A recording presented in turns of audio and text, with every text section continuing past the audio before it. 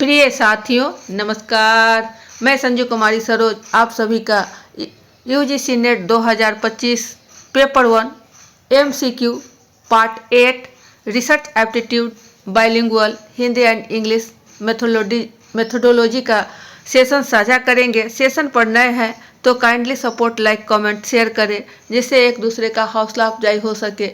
इसके पहले भी पार्ट 7 तक सेशन संपादित किए जा चुके हैं, उसे देखा जा सकता है।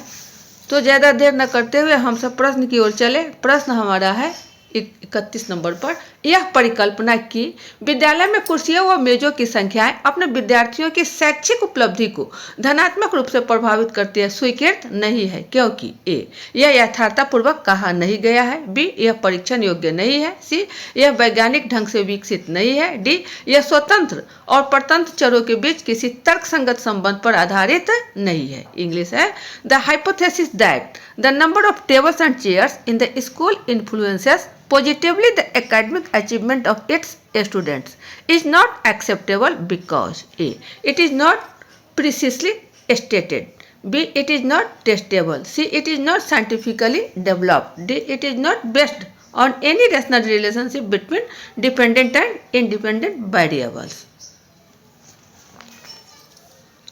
सही विकल्प डी को देखना है कि हमारा क्या हो जाएगा। तो पूछा जा रहा है कि नहीं है, प्रश्न को भी ध्यान से देखेंगे कि स्वीकृत नहीं है तो क्या हो जाएगा यहाँ आपका यह स्वतंत्र और परतंत्र चरों के बीच किसी तर्कसंगत संबंध पर आधारित नहीं है, जबकि यह है। अब यह पूछा जा रहा है नहीं है तो यह हमारा ऑप्शन डी की ओर होगा। It is not based on any rational relationship between dependent and independent variables. सही आंसर का मिलान।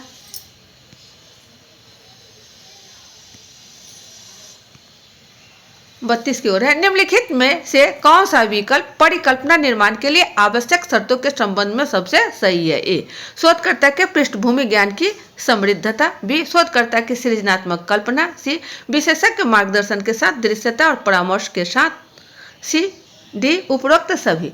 इंग्लिश है which of the following alternative is most correct about the necessary conditions that are conductive to the formation of hypothesis. A richness of research background knowledge, b analogy and constitution with experts and the guide, c researchers creative imagination, d all of these। ये आपका सी होगा और ये आपका B होगा।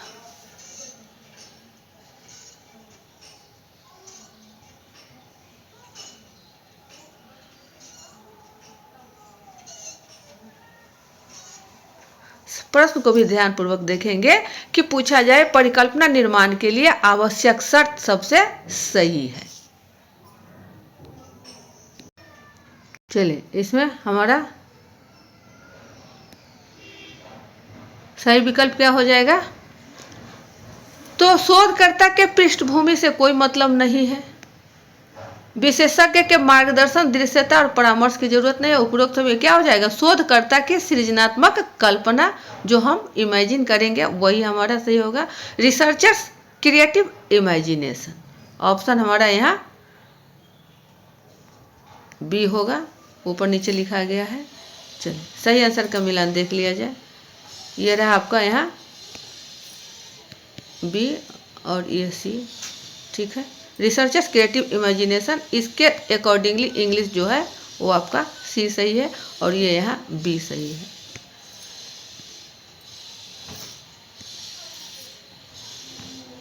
Next है 33 की ओर।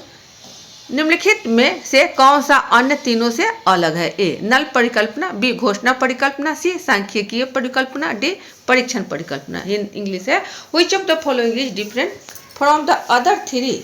ए null hypothesis, B declarative hypothesis, C statistical hypothesis और डी है टेस्टिंग हाइपोथेसिस। क्या होगा इसमें तीन अलग कौन है, तो वो है आपका टेस्टिंग हाइपोथेसिस।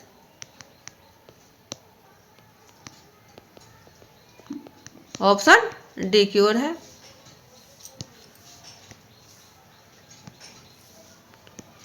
सही आंसर का मिलान है।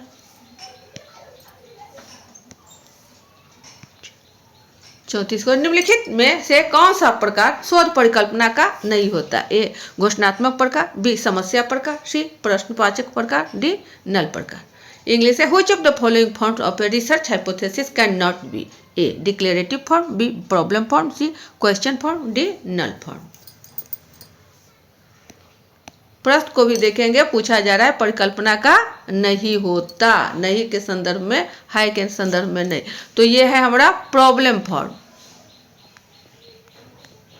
ऑप्शन बी की ओर है समस्या प्रकार।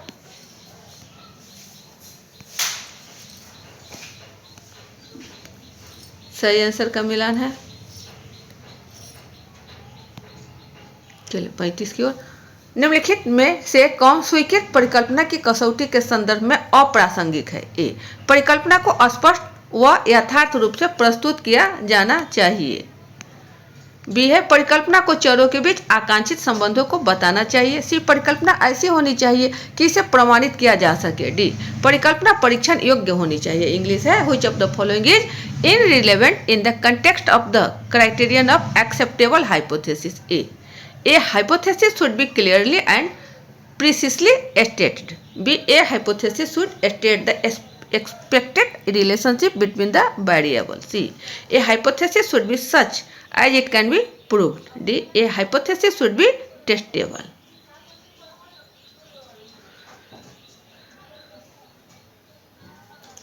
अप्रासंगिक है। प्रश्न है हमारा कि कौन परिकल्पना की कसौटी के संदर्भ में अप्रासंगिक है? तो परिकल्पना ऐसी होनी चाहिए कि इसे प्रमाणित किया जा सके। तो हम हाइपोथेसिस क्या है? यह हमारा एक टॉपिक का पार्ट है जिसे हम जनरलाइज करने के लिए इस पर खड़े उतरने की हर कोशिश की जाती है कि यह कहाँ तक हमारा जनरलाइज हो सकता है या नहीं हो सकता है, लेकिन ये दावा नहीं कि यह प्रमाणित हो ही जाए। ये hypothesis should be such as it can be proved, यह प्रूव्ड ही किया जा सके। ऑप्शन हमारा सी की ओर होगा। सही आंसर का मिलान है।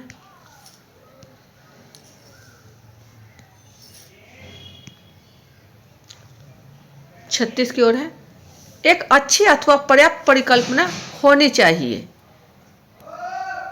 ए क्षेत्र में सीमित, बी संबंध का गुच्छा नहीं होना चाहिए, सी ज्ञात सिद्धांतों और तथ्यों के संगत होने चाहिए, डी उपरोक्त सारी विशेषताएं होनी चाहिए। इंग्लिश है ए गुड और adequate hypothesis should A be limited in scope, B not be such bunch of relationship, C be consistent with none theories and facts, D have all three characteristics. क्या अच्छी या adequate hypothesis होनी चाहिए परिकल्पना में, यही पूछा जा रहा है। तो क्षेत्र में सीमित, संबंध का गुच्छा नहीं होना चाहिए, ज्ञात सिद्धांत और तत्वों के संगत होने चाहिए, यानी ये तीनों आपको हो जाएगा। उपरोक्त सारी विशेषताएं होनी चाहिए।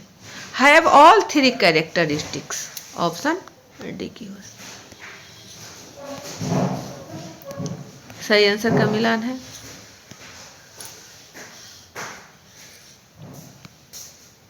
सैंतीस में है शोध परिकल्पना को नल परिकल्पना में बदलना आवश्यक है, क्योंकि शोध परिकल्पना ए स्वतंत्र और परतंत्र चरों के बीच व्याप्त संबंधों को व्यक्त नहीं करती, बी एक वैज्ञानिक कथन नहीं है, सी इसका सांख्यिकीय रूप से परीक्षण नहीं किया जा सकता, डी एक बहुत सामान्य सा कथन है और शोध की विशिष्ट दिशा की ओर इंगित नहीं करता। इंग्लिश है it is essential to convert the research hypothesis into null hypothesis as the research hypothesis A does not express the relationship existing between the dependent and the independent variable. B is not a scientific statement. C cannot be tested statistically. D is a very general statement and does not indicate the specific direction of research.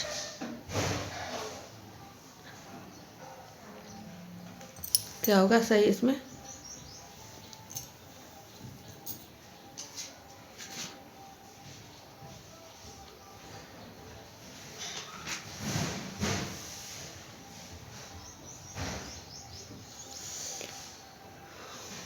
इसका सांख्यिकीय रूप से परीक्षण नहीं किया जा सकता। प्रश्न को देखिए, शोध परिकल्पना बदलना आवश्यक है, इसका सांख्यिकी जो हमारा स्टैटिस्टिकली है या नहीं किया जा सकता। यह ऑप्शन सी की ओर है। Can not be tested statistically, option C सही आंसर का मिलान है। चलिए नेक्स्ट है 38 की ओर। जब कभी प्रदत्त संपूर्ण जनसंख्या से एकत्रित किए जाते हैं और माध्य निकाला जाता है तो इस निकाले गए माध्य को कहा जाता है। ए सांख्यिकी, बी प्राचलन, सी अपराचलन, डी प्राचलिक।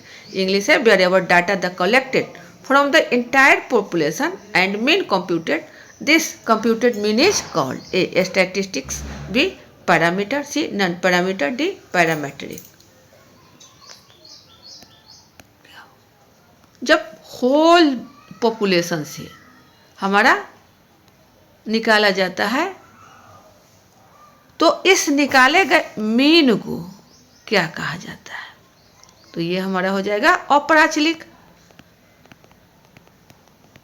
चूंकि यहाँ जो है सारे से लिया जाएगा तो इसका पता नहीं हो रहा है कि कौन है कौन नहीं है, लेकिन वही हमारा किसी एक एरिया से, जनसंख्या के किसी एक एरिया से, ये सारे एरिया से लिया जाता तो यहाँ हमारा क्या हो जाता? पैरामीटर, प्राचलिक। तो पूछा जा रहा है कि माध्य निकाला जाता है, इससे निकाले गए माध्य को क्या कहा जाता है? तो क्या होगा? Non parameter.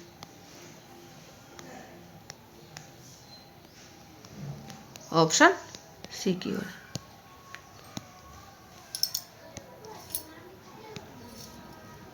सही आंसर का मिलान है। चलिए नेक्स्ट क्वेश्चन है 39 को। जब जनसंख्या समजातीय हो तो न्यायाधीश चयन की सर्वोत्तम विधि है? ए संयोग विधि, बी स्वदेश्य विधि, सी यादृच्छिक विधि, डी स्वीकृत विधि। इंग्लिश है when about population is homogeneous the best method of sampling is A incidental, B purposive, C random और डी है स्ट्रैटिफाइड। सीधा सा सिंपल सा प्रश्न, एकदम हलवा हलवा प्रश्न है कि न्यायाधीश यानी जो हमारा सैम्पलिंग है वह समजातीय होमोजीनस है, यानी सभी के सभी एक ही क्वालिटी के, एक ही गुण दोष वाले हैं। तो इस जो सैम्पलिंग का सर्वोत्तम विधि हमारा क्या होगा? तो इसे यदि रैंडमली निकाला जाए तो हमारा कोई दिक्कत नहीं होगी। सही क्या हो जाएगा? सी की ओर है यादृच्छिक विधि, रैंडम।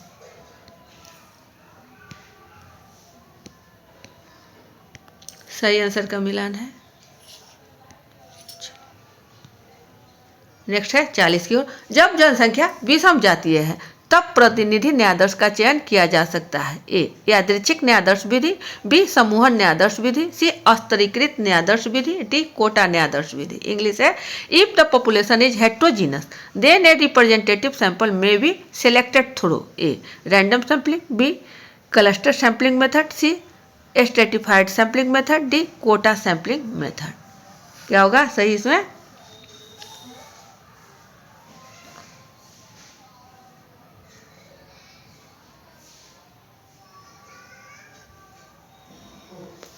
यहाँ पूछा जा रहा है कि यह विषम जातीय है, वह हमारा एक से नहीं है, यह अलग अलग से है, कुछ में कुछ, कुछ में कुछ है। इस स्थिति में हमारा क्या हो जाएगा? जैसे कि ये हमारा जनसंख्या है, यहाँ ए है, यहाँ बी है, यहाँ सी है और यह होल डी हो गया बचा हुआ जो है, तो यह विषम हो गया। यह एक कोटा का नहीं है, एक क्वालिटी का यह नहीं है, इसमें भिन्न भिन्न क्वालिटी है, ए बी सी डी अलग अलग है। और इसमें से जो हमारा सैम्पलिंग निकालना है तो इसको हम क्या करेंगे? तो ये जो हमारा है ए का एरिया है, इसको एक और बांट दिया जाए, इसको एक स्तर पर रखा जाए, एक स्ट्रैटिव में, और दूसरा बी को अलग से रखा जाए, सी को अलग में रखा जाए, यानी एक स्तर दे दिया जाए। एक यहाँ लेवल की बात हो रही है, स्तर, ए का अलग स्तर, बी का अलग स्तर, इस प्रकार बांट देने पर हमारा न्यायाधीश हो सकता है। क्या होगा? स्तरीकृत न्यायाधीश विधि। इंग्लिश है इसकी stratified sampling method option C हो जाएगा। यह सही आंसर का मिलान स्ट्रेटिफाइड सैम्पलिंग मेथड जो हमारा विषम जातीय के लिए सैम्पलिंग चयन के लिए है। ये थे आपके कुछ चुनिंदा मेथडोलॉजी का रिसर्च एप्टीट्यूड पेपर 1 और पेपर 2 दोनों के अंतर्गत आपको बहुत ही महत्वपूर्ण प्रश्न है और ये परीक्षा में पूछे जाने की पूरी संभावना है। इसे नज़रअंदाज नहीं करें। वीडियो ज़्यादा लंबा न बने, सेशन यही वाइंड अप किया जाता है। अगले सेशन में पुनः हम सब अच्छे प्रश्नों को लेकर उपस्थित होंगे। सेशन पर नए हैं तो kindly support, like, comment, share करें जिससे एक दूसरे का हौसला अफजाई हो सके। मिलते हैं नेक्स्ट वीडियो में, तब तक के लिए जय हिंद, वंदे मातरम।